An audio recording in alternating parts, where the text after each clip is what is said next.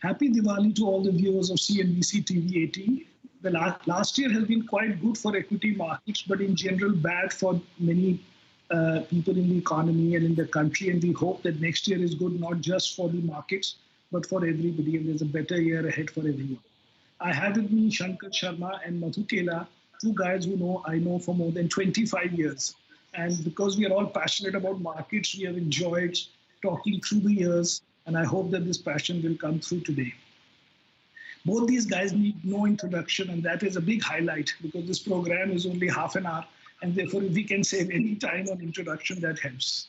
So Madhu and Shankar, your mission today, should you choose to accept it, and you have limited choice, is that we want this program to be the biggest hit of CNBC TV 18 this year. Okay? So let me start with Shankar and start with easy softballs. Shankar, how much of your 100% net worth, financial net worth, is in equities, and how much of that is in India? ये अब तो यार बड़ा tax वाला सवाल पूछ रहे हो. इस तरह की चीजें हम बात नहीं कर सकते publicly. Okay. No, but you are also a non-resident Indian, so I'm sure you will have something which is close to mine. So India में है पैसे ठीक ठाक है. But I will be honest with you. I mean, most percentage. I'm not interested in that percentage. I agree. I'm talking about the percentages. So broadly, it has still been more international than in India. But I mean, that doesn't express a very strong view against India or anything of that sort. It's simply that there have been better opportunities. As a non-resident, you have those luxuries, just as you do, Samir. Baki within the overall pie chart, at least in our, or at least my personal sort of net worth part of it, it is still quite diversified because it's not only equity. So I will have a gold, and we had oil till a few weeks back, and we have fixed income as well, substantial fixed income also. So ऐसा नहीं कि खाली it's an all equity bet by any standards. Okay, Madhu, because I'll have to keep it tight because there are some 20 questions I have. So Madhu, do you invest internationally? No, I don't have that luxury, except that small LRS money which I have. I don't invest internationally. You don't invest internationally. And no. What about equity versus debt? How much would you have in equities? Samir bhai, most of it is equity only. We don't understand anything else. So जो समझते हैं उसी को ठीक करने की कोशिश करते हैं. So what do you say? 80%, 100%? I'll tell you mine first if you want. So I'll have 80% in equities, 10% in gold, 10% debt, and of the 80 equity, 1/3 India, 2/3 outside India. So you can say mine will be 80-85% equity and 10-15% fixed income or liquid, which also we keep only looking for opportunity. कभी कुछ मिल जाए loose ball, तो उस दिन cash ना create करना पड़े. So how many stocks do you own? I think are quite diversified, Samir bhai. Over a period of time, maybe I don't have the exact count of number of companies which I own, but it will be more than 25-30 companies. And biggest weightage will be how much percent? Biggest weightage will be maybe 10%, 15%, 10-12%. And this is in listed stocks mostly, I would think. Right? Yeah, mostly listed. But I do invest some in private companies and some in startup as well. Okay. So generally, with this background, we all know your successes, and we'll come to a little bit of Divi, and for Shankar, we still don't know is it Himachal or global. But the question before that is, because we want to make this program a bit different, tell me, starting maybe with Shankar, some stock where you lost either 40-50%, or you saw somebody losing 40-50% and you were somehow able to sort of write on it or warn the world about it. So give some gory names, how you lost, and what was the issue? Was it debt? Was it cheating? Any stock that you may like to talk about? Also, I mean, obviously, I think all of us have lost more than 50% in many investments throughout our lives. So, the question is कि गलती हुई कि policy हो गया कि government का हो गया कि black swan हो गया, how? उस तरह की चीजें नहीं हुई. See, whenever you have lost, at least whenever I have lost 50%, I have gone in it with my eyes open. So it has never happened that I thought it was going to be a great stock and it turned out to be a dog. I would have bought thinking it is, knowing it's a dog, but it will change its colors and change its stripes and it will become better and governance आ जाएगा, वो जाएगा, लेकिन वो नहीं हुआ. और वो stock डूब गया. So I have no, it's not like कि कोई बड़ा जजमेंट का एरर हो गया था हमारा. हमें जनरल कॉन्वर्सेशन नहीं कर रहे हैं, हमें स्पेसिफिक चाहिए नेम. तो स्पेसिफिक में तो sir for example, some infra names that we bought after 2015 कि में जब डाउन हो गए 90% डाउन के बाद हमने कहा कि चलो अब इनमें हो सकता है डेट की रिस्ट्रक्चरिंग हो जाएगी, तो there is an upside. But we understand this, you have gone into it with your eyes open कि बहुत सेक्टर थर्ड क्लास है, खराब है, but is there an opportunity there? Because similarly we have done other trades which have worked very well, but in this case it didn't work because of certain, okay, so to answer your question, certain policy changes happened. पहले CDR के mechanism के बाद अब ये जो OTS आ गया, but banks became very very cagey after 2014 because of CBI and all those things.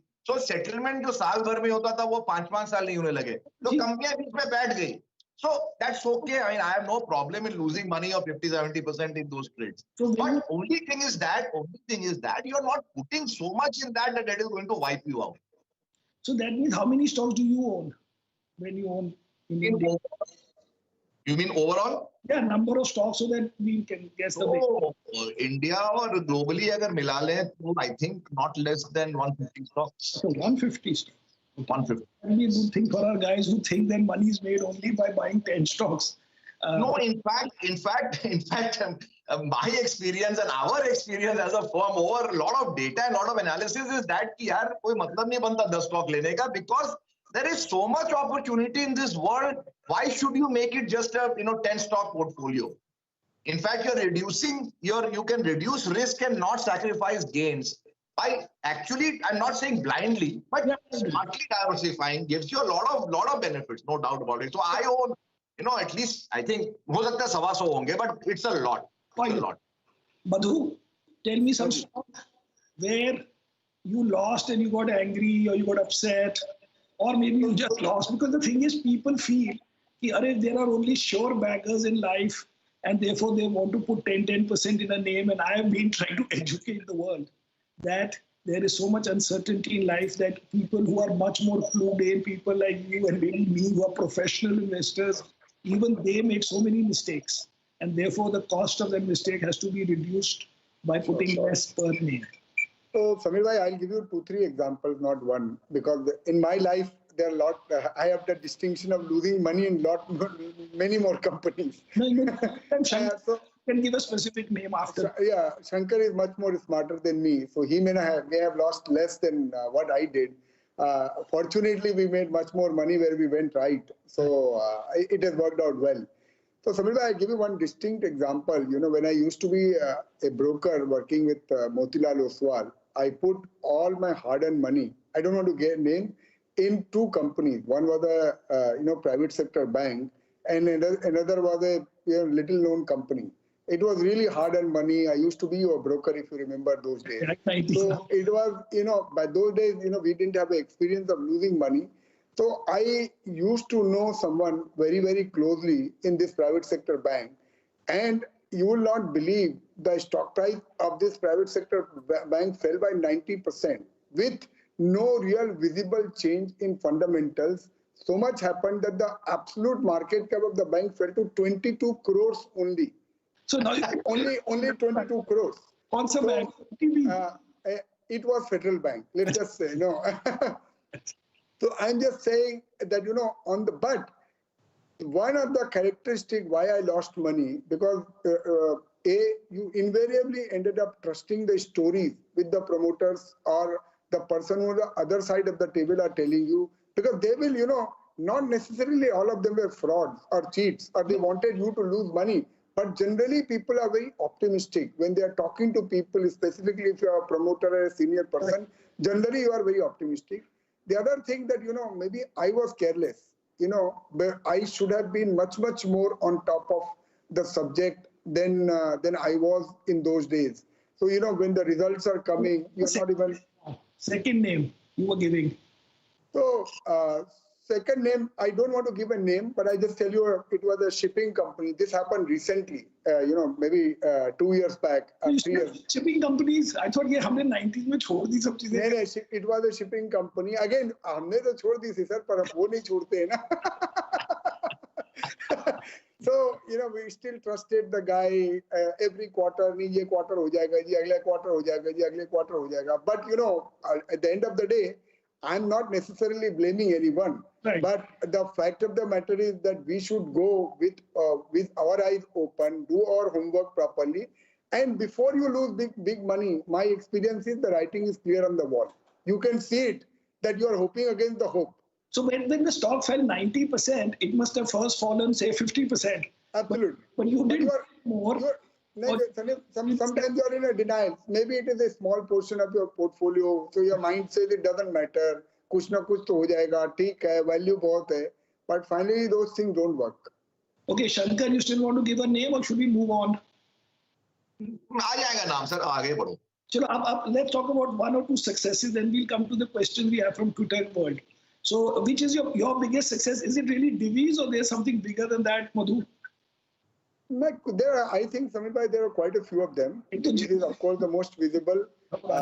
I would say we were very early investors in Siemens, very, very early investors in... The biggest, like one big name. Obviously, Divi is one thing which I'm really, really proud of. Forget whether I may have made more money in something else, but Divi is one thing which I'm really proud of, that we could catch it very, very early. So when it was falling, you were personally holding it throughout? Yes, of course.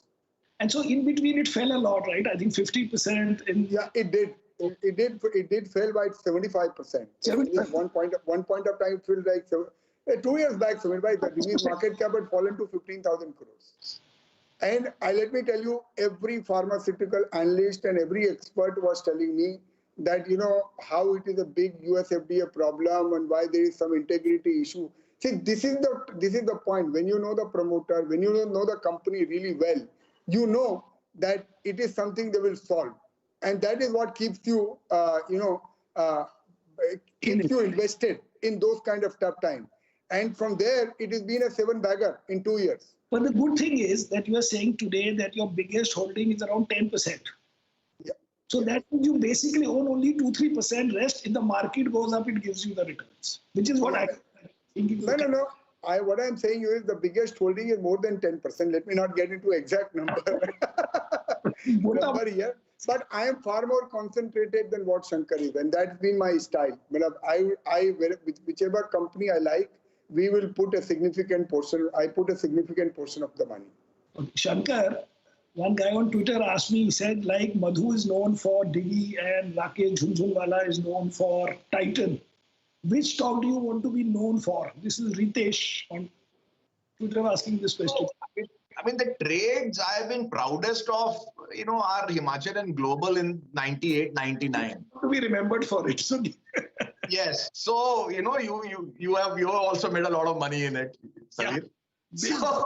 So the point I always come back to this is only that. The reason why I mentioned these is that कि अब hindsight में सब बोलेंगे ये था वो था, but you remember that time it had 40% FII holding, limit up, and everybody from Alliance Capital to Oppenheimer to Fidelity, everybody used to own it. Goldman Sachs put it as top Asia 5 buy list. ऐसा कुछ कोई list होता है उनका. I made 15 times or so.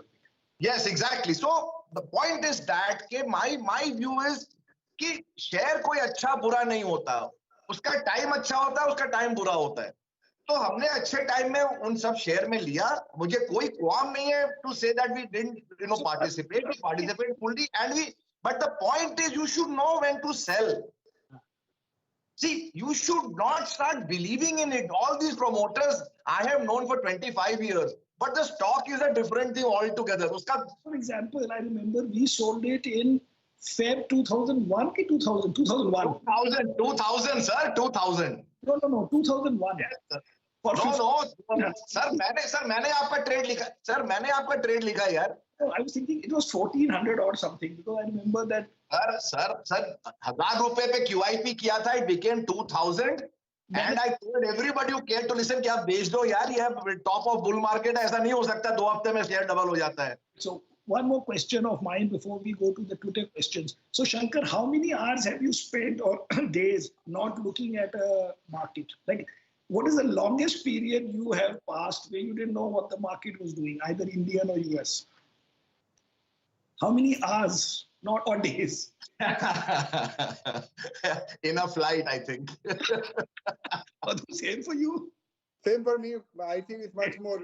I think whenever I go to even London, I'll get up at 5 o'clock in the market because markets are open. उसके बाद फिर सो सकते हैं, लेकिन उसके बाद फिर सो सकते हैं, पर market तो देखना ही है. Everybody is same in this. Okay, now let me go to questions which are on Twitter. No, but before that, for Madhu, since everybody, when I ask कि I want to ask questions to you guys, they ask me for Madhu से पूछना है कि Divi's का next क्या gift मिलेगा उनको, तो please give them some gift यार, Diwali gift. मैं Divi's का gift मिलेगा means I didn't get it.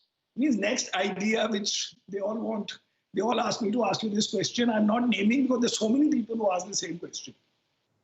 I wish I had the answer, Samir bhai. I think the life will be much more easier.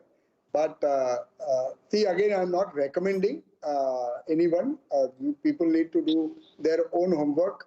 But this is a public knowledge that we have put a significant stake in Laurus Lab, and I'm very helpful about this company. And overall in pharma, how many stocks do you own then? Quite a few. I own quite a few. And ETF in pharma would be much of this 35. Will be significant. So that's a sectoral bet you take. Yeah, it's a sectorial bet. Shankar, do you have any? We are talking about India only now because nobody's really, investing enough in US or can. So in India, do you have any sector preferences? Sir, that sector preference is hurting us today, big time. Which is I mean, as in that we don't have the financials, and that is why we are having this webinar on a very, very bad day.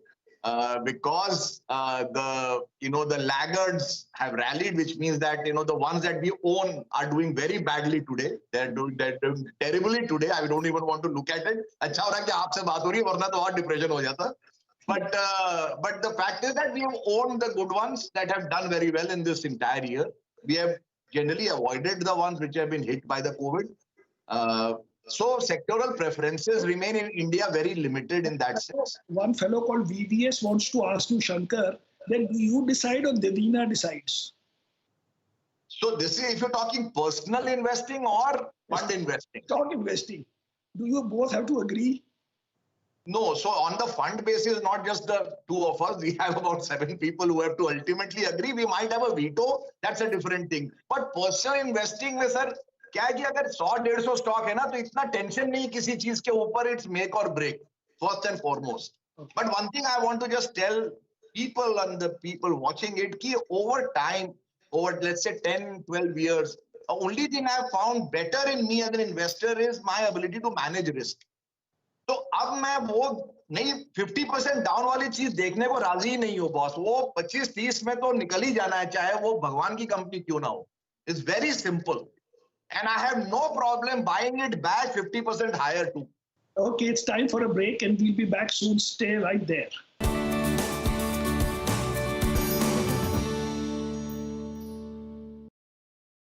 Welcome back. We'll resume our conversation with Shankar Sharma and Madhu Kela. Madhu, one guy called Gopal Krishna, he wants to ask, what is the agricultural opportunity in India? Is there, first of all, an agricultural opportunity? I mean, investing in agricultural sector. What is the story, if any? See, there will be, because of the reform which has happened, Samir bhai, this sector will have a lot of opportunity because I come from a small village. So I can relate, what is the meaning of freely transporting goods from A place to B place in India. So over a period of time, it will open a lot of opportunity. Maybe we are still away from that time because, it still has to play out. So there will be opportunity in agrochemical space. Rather than a small picture, you mean? That's right. It's more a macro issue. The macro issue, and it will benefit quite a few companies, in my view. Okay, this guy Rajesh Bheda wants to ask both of you, and I think me also in that sense, because even I can theoretically answer. The fact that Trump has lost and Biden has won, does it change anything from a stock point of view? I think Shankar will have a better view. Let's start from him. What do So, of all the times that we have seen, in all of us, 25, 30 years, last week was amongst the trickiest, right? That preceding month was a down month, and last week was a huge up week, and yesterday was a wipeout. If you saw the screen yesterday, minus 20% was like common. It was across the board.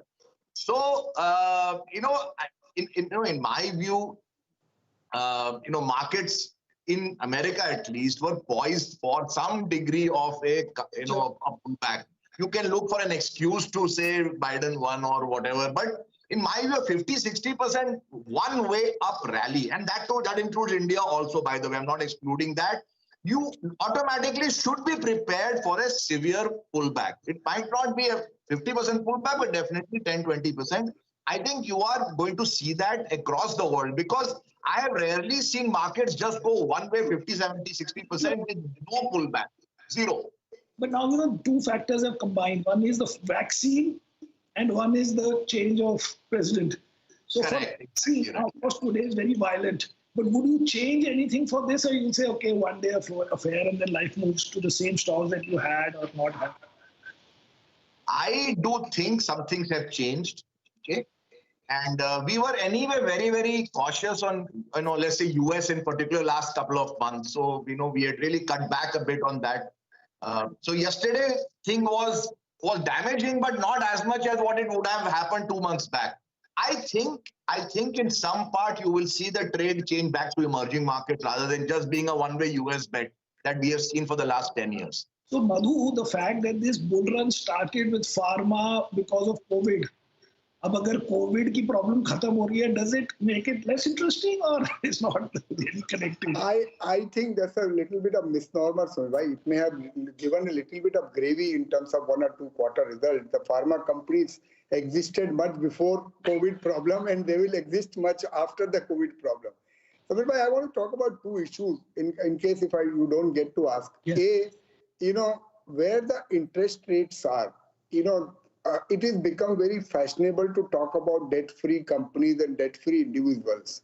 In fact, I am now looking for companies which have reasonable amount of debt, because if you don't borrow money at 6 or 7%, if you're getting a 3 or 5 year money at 6-7%, why every company is starting with saying that we have reduced our debt by these many crores? That is the first starting statement in every result, every conference call. So I am not for that at all right now. I think, if you are leveraged to some extent, it is fine. If you don't borrow money at 6-7%. And this is the biggest thing, in my opinion, that an individual like me have offers to borrow money at 6.5% against my portfolio, right? And you have so many companies offering dividend yields. So if we don't get into too much of macro analysis, I am extremely positive. Let me underline, extremely positive on select companies which are mid-cap, which are being neglected, which have seen prices much more damage than what we would have normally seen because of COVID. These days, I'm keeping an eye on the clock also, and I think time is out, but I still have 2 good questions. They can edit us later. So one is a question from Inderpreet Sethi. Is PE important anymore or not? Mr. Shankar, you can answer this. And they're talking about PE, don't have ROC and all these words which these new boys are talking. It's बहुत simple सी बात है. PE is important only in extreme situations. So in the middle, there is no justification that you can rationally give कि वो 20 time is good and 25 is bad, or 35 is good and 40 is bad, and वो सब नहीं होता. But if you're looking at 80, 90, 100, in general, broadly speaking, broad, मैं मोटा बोल रहा हूँ, it is considered overvalued. And on the other hand, if something is 5, it doesn't mean necessarily it is good, but you should at least start to watch it. But in the middle, there is a wide play available in which you can go totally horrifyingly wrong, doing value investing and buying cheap and selling expensive. वो सब चीजें, they don't work. Particularly in the last 10, 12 years, you've seen it has been a total disaster. And I doubt if that is going to change. So PEs work only in extreme situations, not in the big body of the middle. Madhu, similar for you, I guess. Yeah, I think it's an indicator, it's an important indicator, but I would look at more ROE and cash flows rather than only PE. So you have to look at it in conjunction You can't look at it in an absolute basis. The question is because now the P's of some stocks have gone up every year, year after year. So there must be some point at which. अभी नहीं चलता है ना समीर भाई, 1.5 साल से नहीं चल रहा है ना. अच्छा जी, आशीष जलान का लास्ट क्वेश्चन है, बड़ा interesting. First we'll ask Shankar Sharma. What will make you bullish on India? We are bullish on India, yeah. We are 98% invested. Right. 98% invested. अब और क्या मतलब थोड़े leverage लेके ले लेंगे. लेकिन we are bullish on the stocks we own and we are bearish on the stocks that we don't own. But unfortunately today exactly those stocks have gone up, so I'm not in a good mood. Okay. Last question for Madhu. What will make you bearish on India? From the same guy. He's asking. What factor will make you bearish just like Shankar? They think is not easily bullish. So, I am not easily bearish. He's rightly identified and you have rightly asked.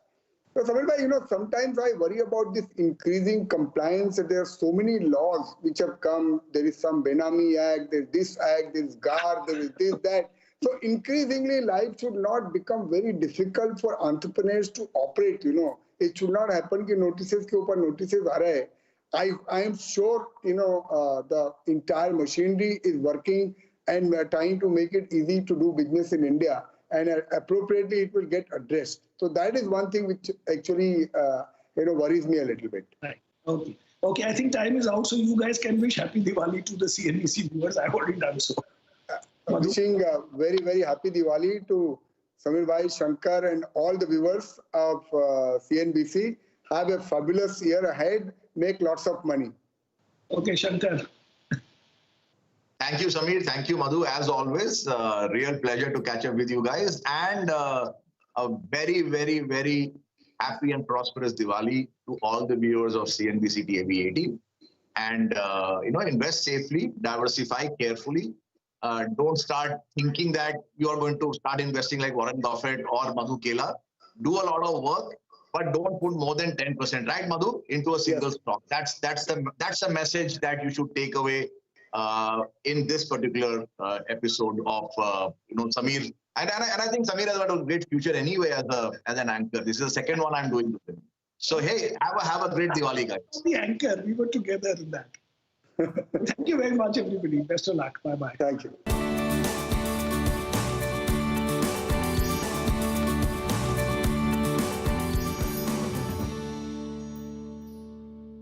Diwali is round the corner and so is Samvat 2077. The year gone by has been full of challenges and the equity market has witnessed a lot of turbulence in this period.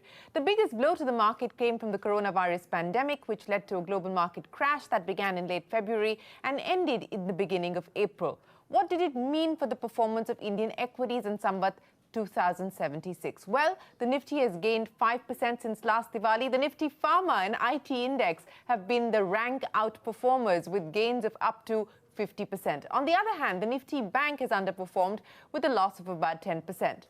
So what expectations should investors have heading into the new year? Should investors pin their hopes on a turnaround in the Indian economy or better returns in Samvat 2077? To discuss all of this and more, I have with me the veteran of the Indian equity markets and, of course, the big bull himself, Rakesh Jhunjhunwala. Always a pleasure. Many thanks for joining us here on CNBC TV 18 and season's greetings to you.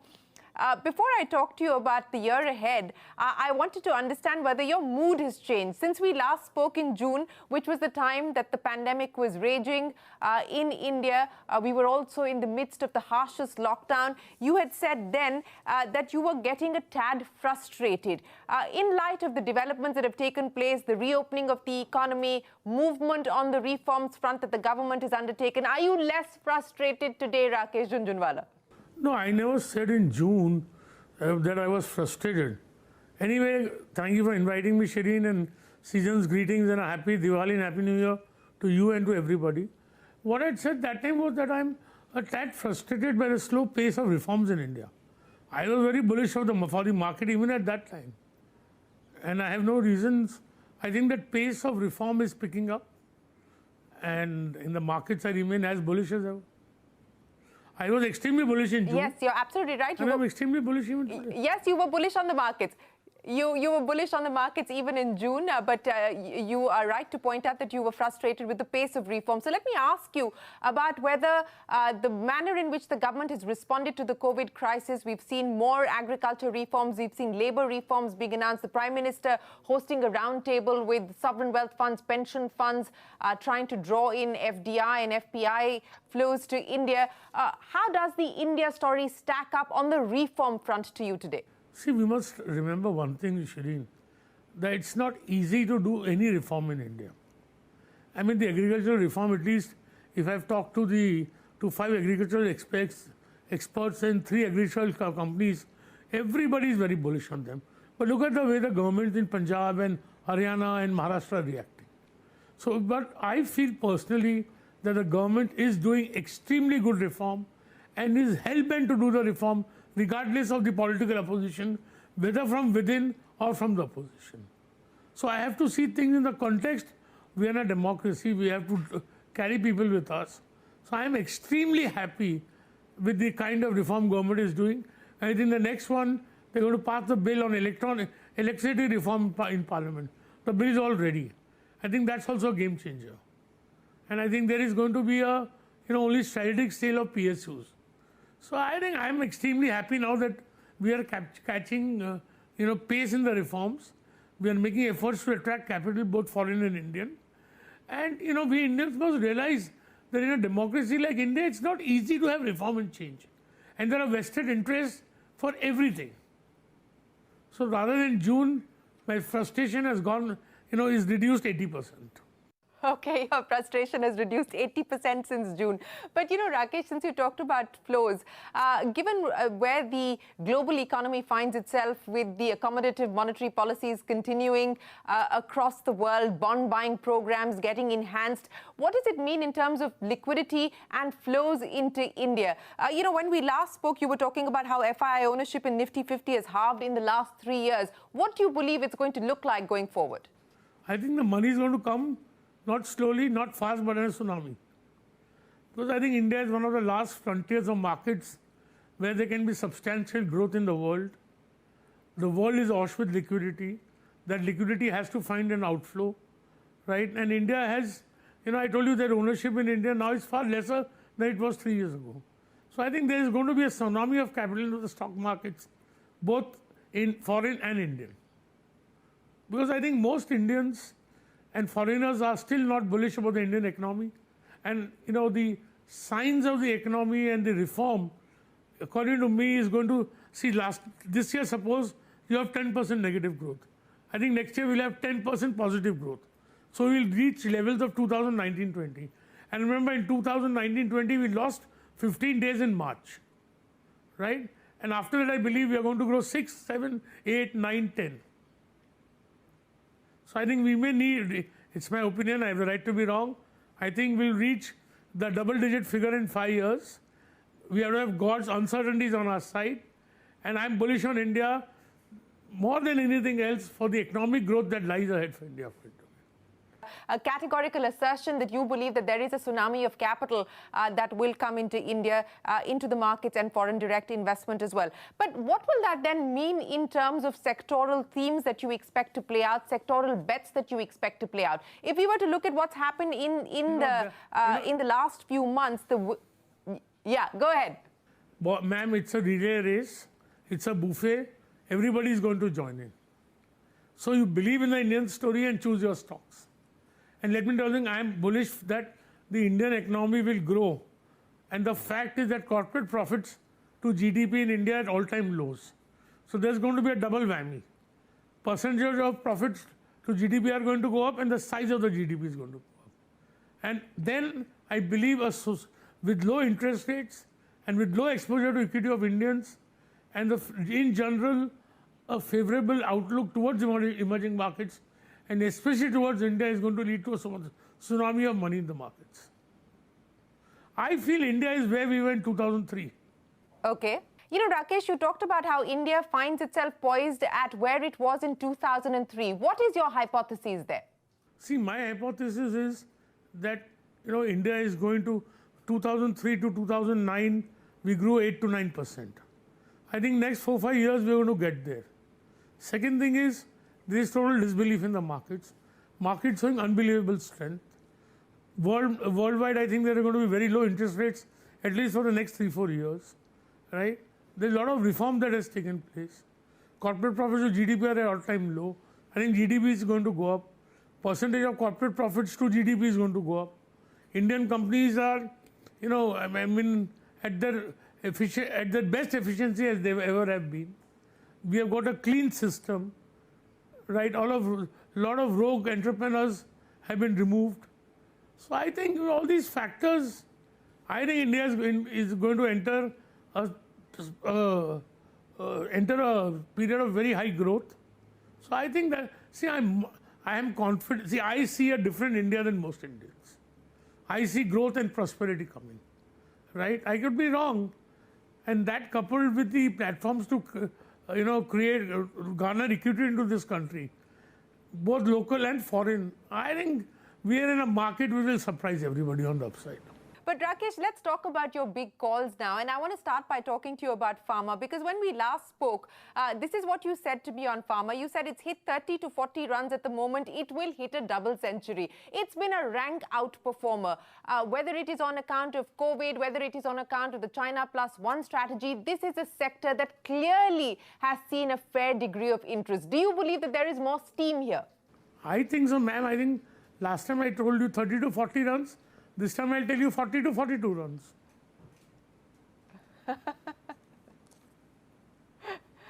So you will continue to place bets here? See, ma'am, every sector, no sector is going to have linear growth. After a rise, every sector is going to stop for some time, consolidate, and then believe and make a next move. So I am not smart enough to know that now the sector has gone up, it's going to consolidate for some time, so let me sell and buy the other sector. Then the other sector after 3 months will peak out. Then I should buy back the pharma sector. You know, Shirin, I am not so smart to know when this will happen. I know that it's going to go up. There are going to be periods of consolidation and correction. And I don't attempt to time it so thinly. You said that you believe this market is going to surprise us. Where do you believe this surprise is going to come in from? And I'll try and link this to what you told me previously. You said some of the biggest winners will be found in the most beaten sectors. So the surprise element, Rakesh, where do you see that coming in from? In the most battered stocks. It would be metals, it would be the public sector. Some of the spaces. Metals, public sector, other areas of battered stocks, other areas where there has been total disbelief in the market over years. I think that's where the highest returns may come. Since you talked about public sector and, one of the themes that you were hoping will take off finally is the strategic disinvestment theme. In fact, I was speaking with the Economic Affairs Secretary and he was very clear that the impediments are there. They acknowledge them for companies like BPCL, Container Corporation, etc. But they still feel that they will move ahead. Do you believe that this is going to be a big theme that will be revisited this time around? No, ma'am. See, there are two parts for the public sector. One is the strategic disinvestment, but how do you handle the other valuations? I mean, today you see HPCL, BPCL, so many stocks, maybe Cochin Shipyard. I don't want to name too many stocks, and I don't own any of them, maybe small ownership in HPCL. The question is, the one is you are going to realize value by strategic disinvestment. One, you are going to realize value when the owner treats his share better. Now, the buyback by HPCL is the first indicator that the government of India now wants to be careful and strive to work to enhance the valuation of its assets. So that is one medium by which I think the value of the public sector stocks will go up. A basic change in attitude by the government of India to treat its own assets better. You know, not just do things in a heavy, sell HPCL to IOC, sell, REC to PFC, but do things in a more thoughtful manner which will create shareholder value. And the first indicator is the buyback by HPCL. And I don't think this has happened without the knowledge and consent at the highest levels of government. That's my guess. So I think that is one way by which public sector stocks will gain value. And second, of course, is strategic investment. And third is asset monetization. And I'm told they've promised there'll be no ETFs. As far as possible, there will no sale except strategic disinvestment, right? And they will treat their assets better and not disinvest them in a haphazard manner. I think that could lead to, re-rating and re-evolution of the public sector stocks in a massive manner. So strategic sale is the ultimate, but there are other factors which will lead to better valuations. Well, time for us to head into a break, but don't go anywhere. We continue our conversation with Rakesh Jhunjhunwala right after this. Welcome back. You're watching our Samvad special. We're in conversation with the big bull, Rakesh Jhunjhunwala.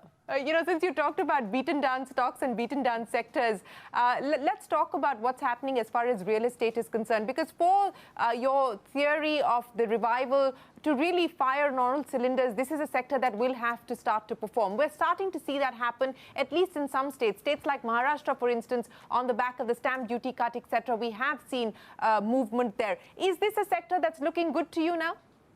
See, in 2010, when the sector was blooming, they said, they remembered Mark Twain, who said land cannot increase because you cannot manufacture land. Then people said land is an asset we should never own. So I feel the bottom is made in the real estate sector, unquestionably. Okay. So you believe that the bottom is made and perhaps we are likely to see a recovery there. But real estate, aviation, hospitality, do you believe that these are likely to be the themes that we could play on the recovery cycle going forward? Ma'am, I am sure 101% that if the world and India is to recover from this COVID, these sectors will recover.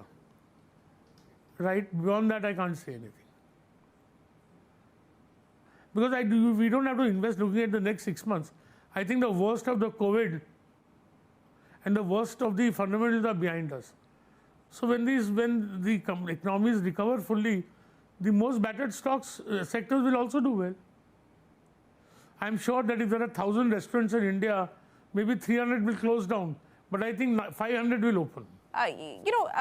From the manufacturing point of view, Rakesh, and since you believe that this is going to be one of those sectors where finally we are going to break out of that zone of 16% to GDP, and the aspiration is to take it to double digits and significantly higher double digits, closer to 20 to 25% share of GDP. With this whole PLI scheme across different sectors that's playing in, with the shift out of China to other countries, perhaps including India, do you believe that the manufacturing theme is going to be the theme of this decade?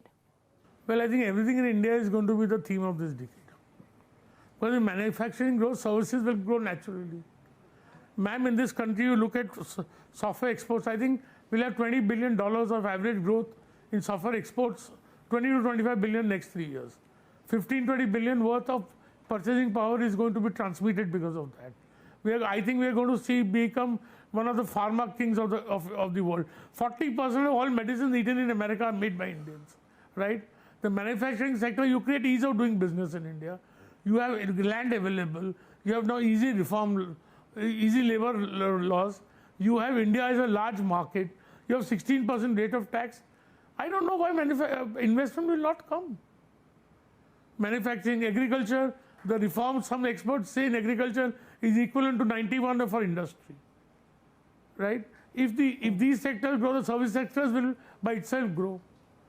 So, every software professional, you invest, one car and one house is sold. So, everything is going to act on each other. The real estate sector is truly and fully, there is transparency, there is GST, there is so many things have been done. So everything, according to me, is going to come together. Everything remains important, and that's what is going to lead to the burst of growth. Yes, this convergence, you believe, will lead to the burst of growth, in your words. But from a global perspective, Rakesh, what will be the triggers that you're going to be watching out for? We talked about what central banks globally are doing, and that is expected to continue, at least in the foreseeable future. But what global factors could determine or shape the course of our markets as well? Well, I would look at the world economic growth. More importantly, I would look at inflation. See, if inflation comes, sooner or later interest rates have to go up. And logically, when you think that the amount of money that is printed and the fiscal deficits, right? Inflation has to come. But look at Japan. I mean, you can't believe the debt to GDP ratio. I think the Japanese central bank owns 50% of the corporate bond market. Despite that, there is no inflation in Japan. So as long as inflation is not there in the Western world and the developed world, and interest rates are low, capital will keep flowing, right? So I think that is one thing we should look out. And I don't want some extraordinary economic growth in the world. But I mean, if you stick at 1 or 2% developed world, that's good enough for us. Beyond that, we need nothing beyond our borders. One of the things that we spoke about was banking. And of course, for India to be able to aspire to get back to the double-digit or get to the double-digit growth mark, we will need for the banking system to deliver. We've seen some surprisingly good results coming in from the banking sector so far. Do you believe that the threat of NPAs, of bad loans, etc., on account of the pandemic, has that fear, has that concern abated a tad? I think absolutely. I think the financial sector has crossed a hump, because the reason why the valuations went down post the COVID was the fear of large-scale defaults and the need for capital in the banking system. Now it is very clear that the defaults that are now anticipated are far, far lower than what was thought about in June and July, right? So that hump is created. Of course, the actual hump has not still been crossed, but the expectation as of today is there is no problem, or the problem is far smaller than what we had anticipated. And I personally feel in the corporate side that there is not any stress. I don't think on the retail side there is any stress, much stress, or there could be stress in the SME sector. And I think India will invite so much capital, right, that I don't think that, getting capital to banks through deposits and other means is going to be difficult. So I, for one, feel that, because the first thing that analysts look when a result comes is the provisioning and the debts, and not the operating profitability. And for me as an investor, what is important is the operating profitability as much as the bad debts, because that's what's going to determine the long-term profitability of the bank. So I think I was bearish on the financial sector. I won't say bearish, I was concerned. But I think now the concerns are very low, and that hump has been crossed, and Indian banks will be able to finance any growth in this country. Rakesh Jhunjhunwala, what do you have planned now for the new year, for the Samvat? What are the goals that you're looking out for? Well, I have two goals. God has given me a lot of wealth, far more than I need. Two goals. One is to improve my health, and two is to improve me as a human. So that I improve myself as a human. I think that's my biggest goal. And how I treat others, how I talk to others, how do I react. I want to be a better human. What has this lockdown period taught you, Rakesh, personally? I mean, a lot of people have gone through this cycle of introspection, of reflection. What is this lockdown period where you've pretty much been sort of an island unto yourself, helped you discover or rediscover? It has enhanced my... Well, it has taught me how vulnerable we are to him, how small humans are and how little is in our hands, and that we cannot go on abusing this earth beyond limitation. Yes, that of course is an important lesson and an important takeaway, not just for us as citizens, but for policy makers as well. Rakesh Jhunjhunwala, it's always a pleasure. Appreciate you joining us here. Once again, wish you a very happy Diwali, a safe, prosperous Diwali to you and your family, your loved ones, and we look forward to being able to speak with you again. Same to you, all viewers and all Indians. Believe in India, invest in India, you'll make money, take it from me. You're almost sounding like the Prime Minister. No, Shireen, I feel so bullish. That's pretty much what he said yesterday. No, it's not like the Prime. I am not anybody's. Shireen, I am telling you what I feel from my heart. That India is entering a period which is going to be more different or very different than what most Indians are thinking. They are not able to assess, the kind of growth India is going to see. And I reserve the right to be wrong. But I do what I've done in life. I came to the stock market. Everybody thought I'm mad. But I said, no, I will go there. So I envisage an India which is far different from what most Indians are thinking. And the markets and the companies' performances are at least initially favoring what I think. So that is, cementing my beliefs further. So I'm not saying, well, and I don't understand one thing. At one time they call me Big Bull. Yes. Pardon? And I don't understand one thing. At some time people call me Big Bull, they think I'm Arshad Mehta. Then they call me the Warren Buffett of India. So I don't know what I'm called. At one point I'm similar to Arshad Mehta. At one point I'm similar to Mr. Buffett. I don't know what I am. What would you like to be? What would you like to be known as? Rakesh Jhunjhunwala. I don't want to be the copycat of anybody. Yeah? Well, they certainly did break the mold when they made you Rakesh Jhunjhunwala. One of a kind, most definitely. Always a pleasure. Appreciate you joining us here on CNBC TV 18. Many thanks for your time.